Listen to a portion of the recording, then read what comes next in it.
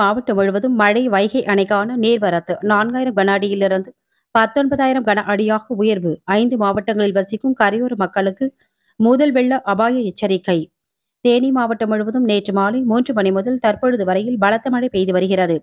குறிப்பாக வைகையாறு, கொட்டக்குடியாறு, சுருளியாறு நீர்பிடிப்பு பகுதிகளில் அதிக மழை பெய்துள்ளது. இதன் காரணமாக வைகை, கொட்டக்குடி, சுருளியாறுகளில் வெள்ளப்பெருக்கு ஏற்பட்டுள்ளது. இந்த வெள்ளப்பெருக்கு காரணமாக வைகை அணைக்கான நீர்வரத்து கிடுகிடவென அதிகரித்துள்ளது. இன்று காலை 6 மணிக்கு வினாடிக்கு 4400 கன அடியாக இருந்த நீர்வரத்து 7 மணிக்கு 19,280 கன அடியாக அதிகரித்துள்ளது.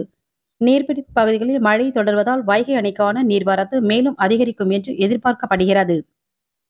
வைகை அணையிலிருந்து குடிநீர் தேவைக்கு பாசனத்திற்கும் சேர்த்து வினாடிக்கு 3000 கன அடி தண்ணீர் திறக்கப்பட்டு வரும் நிலை அணைக்கான நீர்வரத்து 19,000 கன அடியாக உயர்ந்துள்ளதால் வைகை அணை நீர்மட்டம் கிடுகிடவென உயர்ந்து வருகிறது. 71 அடி உயரம் கொண்ட வைகை அணை தற்பொழுது 66 அடியாக உயர்ந்துள்ளது. இதன் காரணமாக தேனி, திண்டுக்கல், மதுரை, சிவகங்கை, ராமநாதபுரம் ஆகிய 5 மாவட்ட கரையோர மக்களுக்கு முதல் வெள்ள அபாய எச்சரிக்கை விடுக்கப்பட்டுள்ளது. வைகை அணைக்கு நீர்வரத்து தொடர்ந்து அதிகரித்து வருவதால் வைகை அணை ஓரிரு நாள்